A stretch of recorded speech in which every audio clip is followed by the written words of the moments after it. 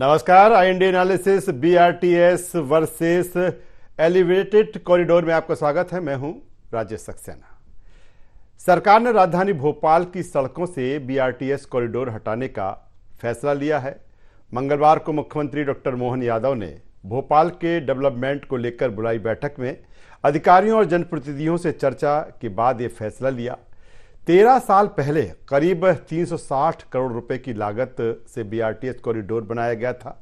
इस कॉरिडोर से ये उम्मीद थी कि राजधानी की ट्रैफिक व्यवस्था दुरुस्त होगी, पब्लिक ट्रांसपोर्ट को बेहतर किया जाएगा, लेकिन इसके उलट राजधानी में ट्रैफिक व्यवस्था बेतरतीब होने के साथ सड़क दुर्घटनाएं बढ़ने के अलावा कॉरिडोर में दुर्घटना से कई लोगों की जानें भी गई।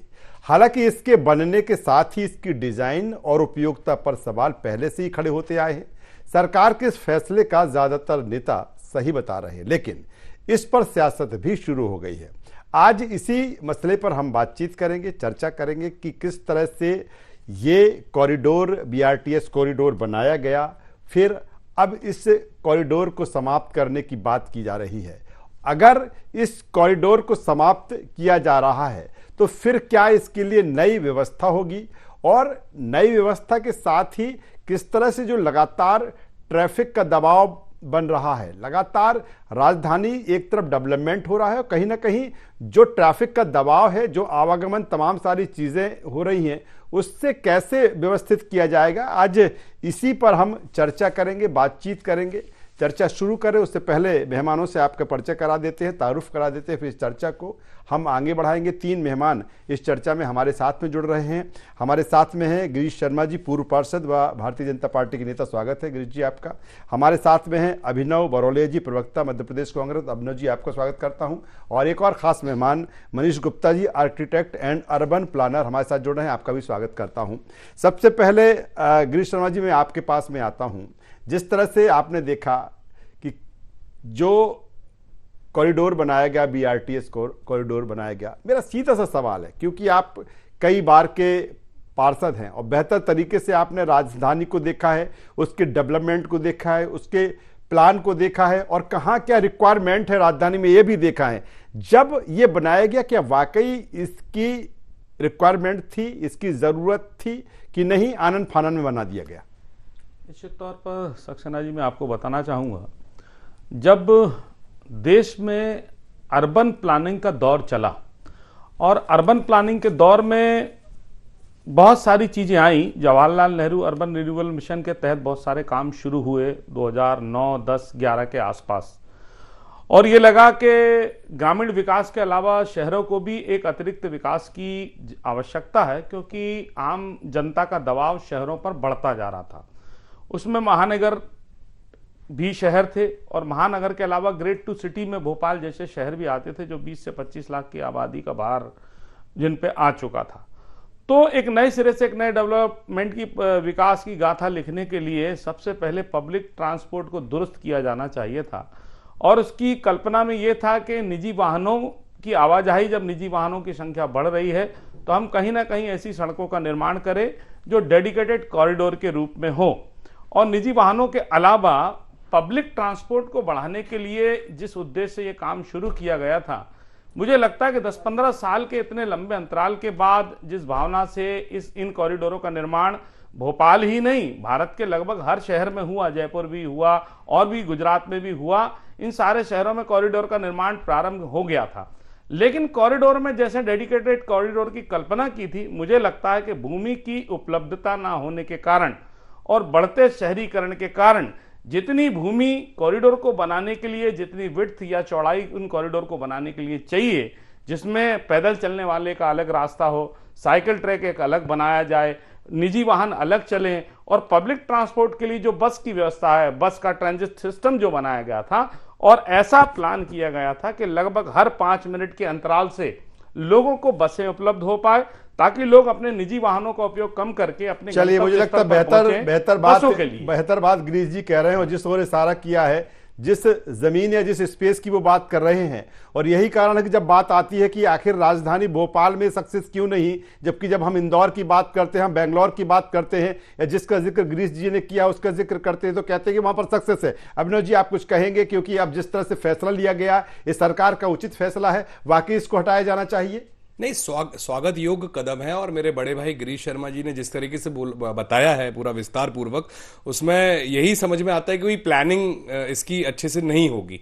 क्योंकि तनखा जी ने जिस तरीके से, हमारे विवेक तनखा जी जो सांसद है, उन्होंने ट्वीट कर बधाई भी दी है कि बहुत अच्छा स्वागत योग्य कदम है। और इसमें जो जांच का विषय सामने आ रहा है वो ये है कि प्लानिंग जो होनी चाहिए थी कि हमें किस तरीके से कॉरिडोर कॉलोनीज से उसको मिलाना है, ये प्रॉपर नहीं था। उसके बाद उस समय के नौकरशाहों ने क्या अपनी सुविधा के लिए, अपने शौक के लिए ये कॉरिडोर बनवाया था? ये सवाल भी उठ रहे हैं कि कौन ब्यूरोक्रेसी के लोग थे जो ये चाहते थे कि कॉरिडोर बने बिना प्लानिंग के, बिना उसके। ये बना कि आज हर साल मेंटेनेंस भी इसका कितना लगा, और 360 करोड़ रुपए जनता का जो पब्लिक वेस्ट का जो फंड है वो भी खराब हुआ। तो ये सारी चीजों पे संशय होता है। और हमने मांग करी है कि मोहन यादव जी जो हमारे मुख्यमंत्री हैं, वो इसकी जांच के आदेश दे कि कौन ब्यूरोक्रेसी के लोग थे जो उस समय इस तरीके से काम किया कि आज उसको तोड़ना पड़ रहा है। तो ये सारे सवालों के घेरे में, बाकी स्वागत योग्य कदम है चलिए तोड़ना।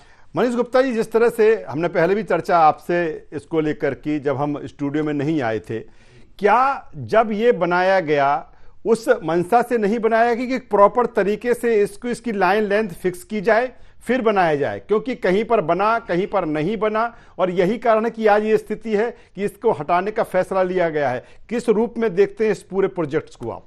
मेरा ये कहना है कि ये अप्रोच जो किया गया it was a good approach, अच्छा कदम था। बट जो जैसा कि मैंने बताया अभी कि एक तो स्पेस अवेलेबिलिटी वाला प्रॉब्लम था, दूसरा जैसे हमारा एडमिनिस्ट्रेटिव एरिया अरेरा हिल्स की बात करें, जिस मास ट्रांजिट जहां पर होता है, जहां पर मंत्रालय हैं सारे हैं, वहां से कनेक्टिविटी प्रॉपर नहीं दी गई थी। और साथ में जो मेन आपका होशंगाबाद रोड और जिसकी हम बात कर रहे हैं, उसमें नो डाउट कि कुछ प्लानिंग में ये किया जा सकता था कि साइड पे लेके और उसको फिर सेंट्रली वो करते। बट पॉइंट सही है कि इसको प्लान वे में थोड़ा और ध्यान दिया जाता तो एक कॉरिडोर एक अच्छा निकल के आता। और हम चाहते थे कि पब्लिक को ये आगे भी प्रोजेक्शन जैसे लेना है, तो उसके हिसाब से जो हमारे पास इंफ्रास्ट्रक्चर नहीं था, उतना वाइडनिंग, रोड वाइडनिंग के लिए जगह नहीं थी, तो आनंद सानंद ने जैसा आपने बोला कि लिया गया, वो कदम उठाया गया, बट थोड़ा सा कहीं चूक हुई है।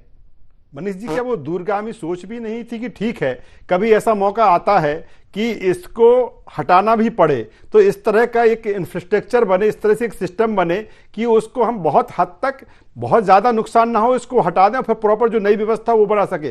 कहीं ना कहीं जो दूरगामी सोच होना चाहिए थी इसके पीछे, वो भी नहीं हुई, और यही कारण है कि आज जो तमाम सारी चीज़ें देखने को मिल रही हैं। नहीं, ये टीएनसीपी के नॉर्म्स के हिसाब से जो आगे के फ्रंट एमओएस हैं, अगर भविष्य में हमको वाइडनिंग करना है होशंगाबाद रोड पर, उसको फॉलो किया जा रहा है। अगर हमें और वाइडनिंग करना पड़ता है तो फॉलोइंग द रूल्स, जो आपके रूल्स हैं यहाँ टीएनसीपी के जो फ्रंट एमओएस हैं, उसमें हम वाइडनिंग कर सकते हैं। But it will require a cost, but this can be done.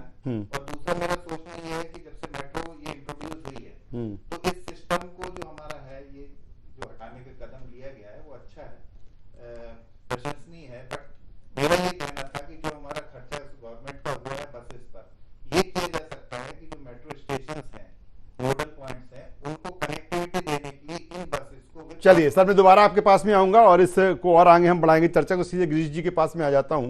Girish जी, जिस तरह से, क्या यही उचित समय था? हालांकि इसको लेकर जब से ये बना है तभी से ये सवालों के घेरे में रहा है, इसकी उपयोगिता को लेकर, जिस तरह से जो एक ट्रैफिक चीज़ें रही हैं, लगातार अलग अलग जाम इसके उसको अकॉर्डिंग देखे गए, या फिर जिस तरह से दुर्घटनाएं हुई, कई लोगों की इससे जान भी गई, क्या यही समय था कि नहीं बहुत पहले इस तरह की चीज़ें हो जाना चाहिए थी, और जिस सिस्टम की आज बात की जा रही है वो सिस्टम पहले से ही अडॉप्ट कर लिया जाता? नहीं, इसकी इसकी मांग कई समय से पहले से चल रही है और स्थानीय लोगों ने भी इसकी मांग की है। मिसरोद से लेकर बैरागढ़ तक जो डेडिकेटेड कॉरिडोर बनाया गया, निश्चित तौर पर इन दोनों क्षेत्रों में इसका भारी नुकसान लोगों को उठाना पड़ा है और कई समय से इसकी मांग चल रही थी। लेकिन चूंकि ये बड़ी महत्वाकांक्षी योजना थी और इसमें उस समय के दौरान से लेकर 247 करोड़ रुपए से ये कॉरिडोर शुरू हुआ और आगामी इसके रिपेयरिंग मेंटेनेंस तक 500 करोड़ रुपए तक की राशि लग गई। मेरा यह मानना है कि एक शब्द जो यूज किया जा रहा है कि बीआरटीएस कॉरिडोर को हटाया जा रहा है, यह शब्द उचित नहीं है। यह हटाया नहीं जा रहा। जब चीजें बनेंगी और जब दबाव पड़ता है, ट्रैफिक का लोड पड़ता है, तो उसको मॉडिफिकेशन करना पड़ता था। एक्चुअल में जो मिक्स लेन है, आज उन पर दबाव ज्यादा पड़ गया है और डेडिकेटेड लेन में आज दबाव कम है। वहां कुछ बसेस जाती हैं और कुछ एम्बुलेंस वगैरह के लिए रास्ता दिया जाता है। तो जो डेडिकेटेड जो लेन है, कहीं ना कहीं वो काफी समय, लंबे समय तक खाली पड़ी रहती है और दोनों तरफ ट्रैफिक का दबाव रहता है। और इसमें गलती हुई है, मैं मानता हूं इसकी, क्योंकि ब्यूरोक्रेसी जब लाल फीता शाही ऐसी हो जाती है कि जनता की भावना से अलग हटके कुछ काम करने लगती है, जिसकी बात हमने परिषदों में उस समय भी उठाई थी और भारतीय जनता पार्टी के लोग भी उठा रहे थे। तो आज वर्तमानी भारतीय जनता पार्टी की सरकार ने जनता की इस व्यथा को समझा है और लेकिन आज शहर को मेट्रोपॉलिटन सिटी का भी दर्जा मिल रहा है। आज मेट्रो भी शहर में चलने मेट्रो की शुरुआत हो चुकी है। तो आज उस डेडिकेटेड लाइन का उपयोग मेट्रो के पोल या पिलर्स के लिए भी किया जाना है। तो निश्चित तौर पर मेरा यह मानना है कि अब जो बेहतर प्लान बन रहा है, जिसमें बीआरटीएस कॉरिडोर का ये 24 किलोमीटर लंबा जो कॉरिडोर है, इसमें वर्तमान शहर में ये शहर, भोपाल शहर, आगामी 20 साल की ट्रैफिक व्यवस्था के लिए ये लाइफ लाइन है, क्योंकि ये शहर के पूरे बीच से गुजरता है। एक नए शहर से लेकर पुराने शहर के अंतिम छोर तक ये कॉरिडोर जाता है। तो आगामी 20 साल के लिए, क्योंकि 10-15 साल इस कॉरिडोर को बने हो गए, अब आगामी 20 साल में इस शहर पे जिस तरीके का ट्रैफिक का दबाव बढ़ना है, तो निश्चित तौर पर इन मिक्स लेन से काम नहीं चल पाएगा।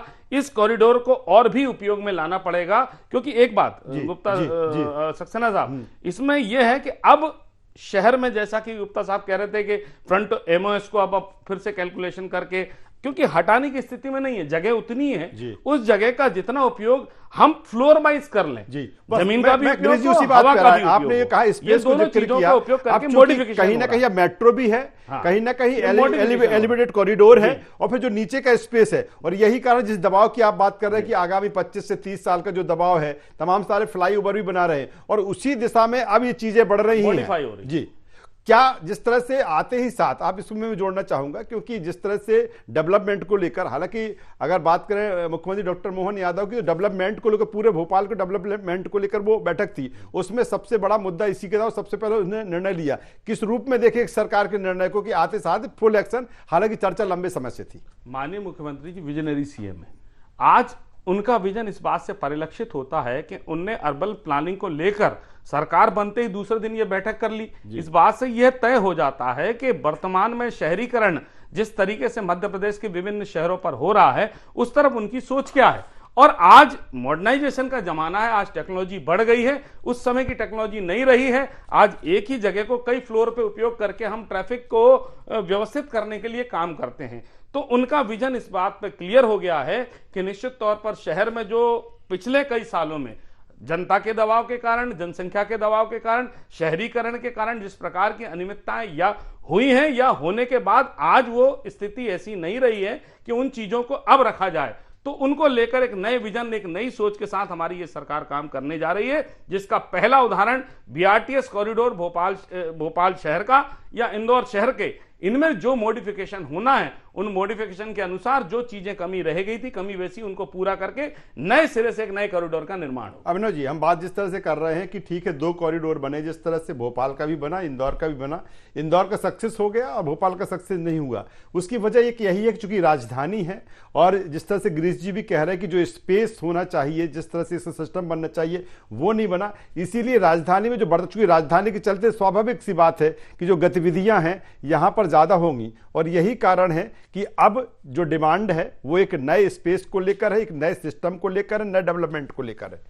देखिए गिरीश भाई हमारे जो हैं वो विजनरी पार्षद रहे हैं और उन्होंने बहुत अच्छे विकास के कार्य भी किए हैं और तारीफे काबिल हैं। और हमने देखा है कि लगातार, और अभी जिस तरीके से खूबसूरती से पूरा व्याख्यान किया है, और बहुत अच्छी बात है ये। और हम चाहते हैं कि भोपाल का डेवलपमेंट हो। भोपाल में जिस तरीके से ट्रैफिक पूरे तरीके से अस्त व्यस्त है, सड़कों पर धूल पसरी हुई है, मतलब आबो हवा जो है वो भोपाल की पूरी खराब हो चुकी है। ग्रीनरी पूरे तरीके से खराब है, कई पेड़ मतलब हजारों लाखों पेड़ कट चुके हैं। तो ये भोपाल, और जो एयर क्वालिटी जो है वो आप देखेंगे दिल्ली से भी खराब यहाँ की आती है कई बार, और ये गिरीश भाई भी जानते हैं कि इतनी बुरी स्थिति है। तो ये बहुत अच्छा विजन है। हमने स्वागत योग कदम बोला है कि मोहन यादव जी, और ट्रैफिक में जिस तरीके से ये कॉरिडोर के कारण जिस तरीके से होता था कि लोगों की मृत्यु हो जाती थी, एक्सीडेंट्स होते थे, तो ये सब चीजें बहुत अच्छी हैं। डेवलपमेंट के लिए अच्छा है कि भोपाल का विकास होगा, और सोचा मुख्यमंत्री जी ने, ये भी अच्छी बात है। लेकिन हमारा सवाल बस वही है कि इसमें जो लाल फीताशाही की जो बात गिरीश भाई ने भी करी है, और हम भी वही कह रहे हैं कि जो भ्रष्टाचार करके चले गए, निकल गए, और पता नहीं कितने करोड़ों अरबों रुपए खा के इसमें गायब हो गए, उनकी जांच होना बहुत जरूरी है। क्योंकि अगर उन पर नकेल नहीं कसी जाएगी और उनको बताया नहीं जाएगा, जो एक सत्ता का जो दुरुपयोग करते हैं ब्यूरोक्रेसी, वो उसकी पोल खोलना बहुत जरूरी है, और उसके जांच के आदेश मोहन यादव जी को करना चाहिए। चलिए गिरीश, मनीष जी, दो चीजें इसमें अहम है, क्योंकि ये जिस तरह से अब जो चीजें हो रही हैं, गिरीश जी ने स्पेस की बात की, और अब जिस तरह से मॉडर्नाइज जो चीजें हो रही है उसकी बात की,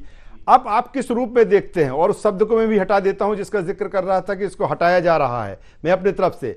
लेकिन अगर कनेक्टिविटी की बात करें, जिस तरह से चीजें हो रही हैं, अगर एलिवेटेड कॉरिडोर बन रहे हैं तो क्या प्रॉपर बनना चाहिए? मेट्रो है तो मेट्रो भी प्रॉपर, या फिर जिस तरह से सेंट्रल रोड डिवाइडर की हम बात करें, वो सारी चीजें प्रॉपर होना चाहिए, तभी उस दबाव को ये राजधानी झेल पाएगी जो 20 साल 25 साल की बात कर रहे हो, जो ट्रैफिक यहां पर बढ़ा है, पब्लिक ट्रांसपोर्ट जो बढ़ा है यहां पर। जो अप्रोच अब लेना है हमको, जी, जैसे कि अब ये डिसीजन ले लिया गया है कि इसको रिमूव करना है, बट आई विल से कि रिमूव वाला वर्ड जो है वो सही नहीं है, क्योंकि हमें ये रिक्वायरमेंट तो रहेगा भविष्य में, जो पॉपुलेशन ग्रोथ है और जो हम मेट्रोस की उसकी तरफ बढ़ रहे हैं, मेट्रोपॉलिटन सिटी की तरफ।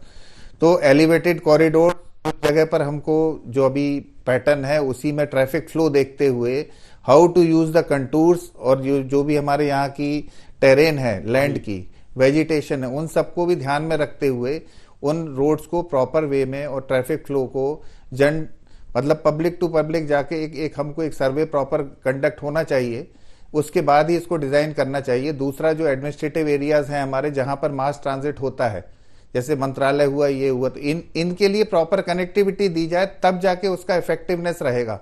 अदरवाइज अगर वो कॉरिडोर दूर से निकल जाता है, एलिवेटेड हो या रोड पर हो, दोनों में वो अचीवमेंट नहीं होगा, तो भविष्य के हिसाब से जो आबोहवा की बात की है, गिरीश जी ने बताया, अभिनव जी ने बताया, तो वो हमारा एक वेजिटेशन जो है यहाँ का, ग्रीनरी है, वो उसको भी बचाते हुए, संरक्षित रखते हुए ही उसके ऊपर हमको प्लानिंग करना होगा।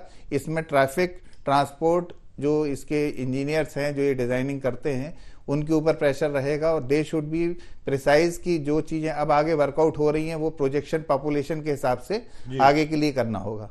और दूसरा, जो ये मेट्रो आ रही है, इसके साथ जो कनेक्टिविटी थी, जो हमारे बसेस पे जो इन्वेस्टमेंट हुआ है, जो भी है, उसके लिए जो हमारे सैटेलाइट टाउन्स या जो आसपास के जो वो हैं हमारे, जो अर्बनाइजेशन हो रहा है, वहां से एक अभी कनेक्टिविटी दी जाए, ताकि वो इंफ्रास्ट्रक्चर को, हम जो बसेस हैं उनको प्रॉपर यूज इनिशियली किया जा सके। मीनवाइल जब तक हमारे प्रोजेक्टेड कॉरिडोर बन रहे हैं, या इनको फिर हम जब पब्लिक में यहाँ पर उतारेंगे, उसके पहले उसकी भी एक कनेक्टिविटी दे दी जाए, ताकि मेट्रोज का पोटेंशियल गेन किया जा सके।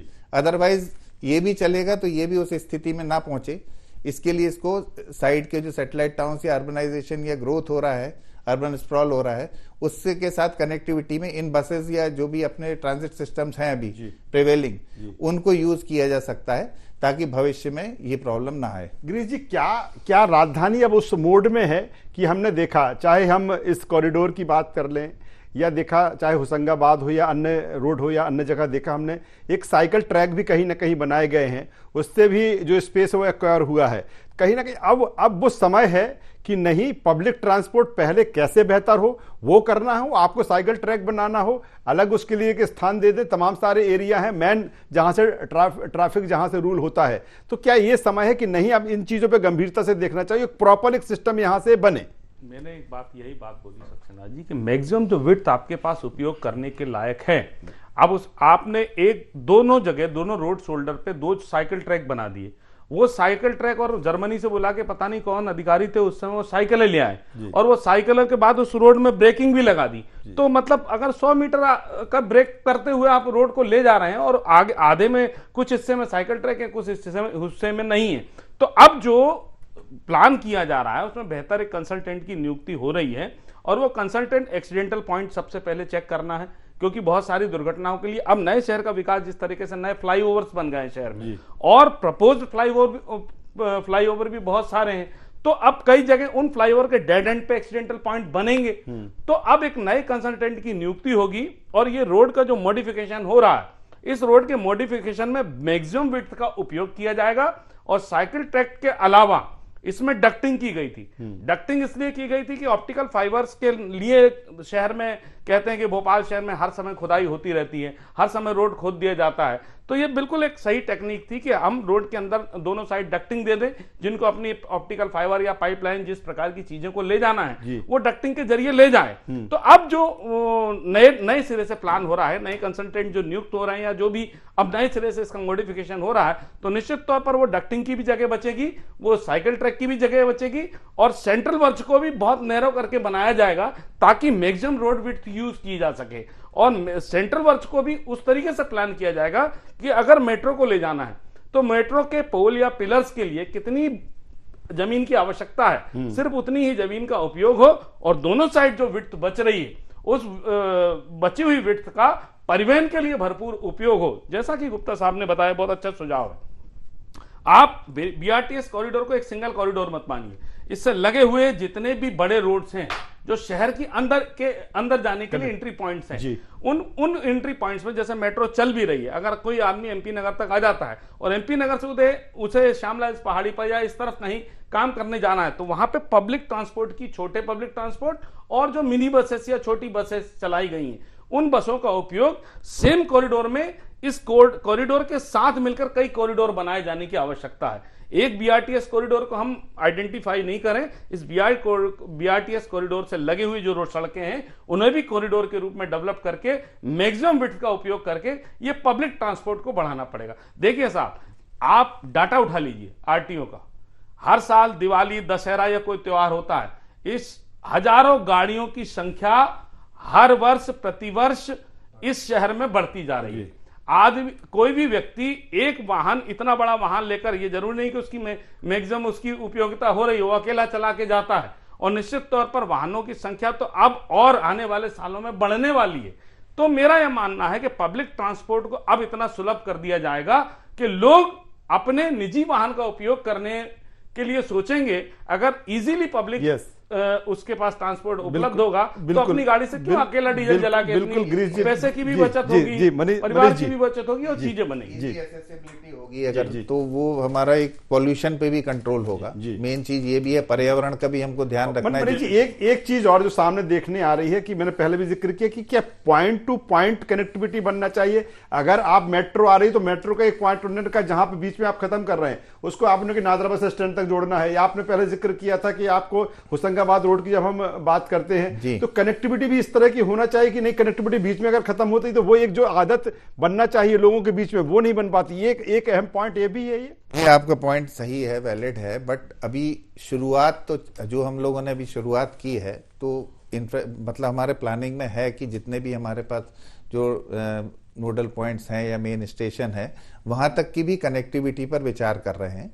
जो अभी हमारे पास अवेलेबल लैंड थी प्रॉपर, उसके हिसाब से ये शुरुआत की गई। चलिए, वक्त की कमी है, अभिनव जी कोई एड ऑन करना चाहेंगे? कोई बात अपनी शहर के विकास के लिए, भोपाल शहर के विकास के लिए एक विपक्ष के नाते मैं तो यही कहूंगा कि हम पूरा सहयोग करने के लिए बैठे हैं और होना भी चाहिए। एक पक्ष अगर कुछ अच्छा कर रहा है तो हम उसमें साथ हैं, लेकिन भ्रष्टाचार और जो बातें हैं घोटाले की उस पर भी जांच होनी चाहिए कि उस वक्त के अधिकारी पे, मैं आपके चैनल पे फिर बोलना चाहूंगी, मोहन यादव जी से मेरी रिक्वेस्ट है कि उस समय जो अधिकारी था उसके खिलाफ जांच होना बहुत जरूरी है। मुझे लगता है कि इससे बेहतर कुछ हो नहीं सकती कि राजधानी की डेवलपमेंट की बात हो, विकास की बात हो या फिर उस सोच की बात हो कि लगातार जो दुर्घटनाएं बनती हैं और सबसे दुखद पहलू वो होता है कि इन दुर्घटनाओं में लोगों की जानें जाती हैं, मौत होती हैं, तो बहुत दुखद पहलू वो होता है। और जब सत्ता पक्ष विपक्ष इस पूरे इशूज़ पर, इस मुद्दे पर एक है, और दूसरी तरफ जिस तरह से मनीष जी भी कह रहे हैं कि इसकी टेक्निकल चीज़ें क्या हैं, मुझे लगता है कि अब जो चीज़ें होंगी बेहतरी के लिए होंगी, आगामी सोच के लिए होंगी कि राजधानी आगामी 25 से 30 साल के लिए एक बेहतर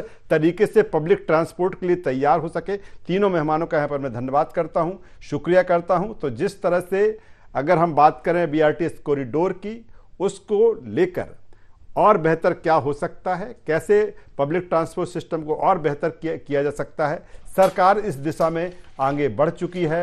मुख्यमंत्री डॉक्टर मोहन यादव ने इसको लेकर निर्देश दे दिए हैं। बहुत जल्द राजधानी में इस तरफ तमाम सारी चीज़ें हमें होती हुई दिखेंगी। IND एनालिसिस बस इतना ही। IND 24 पर खबरों का सिलसिला लगातार जारी है। आप बने रहिए हमारे साथ। नमस्कार।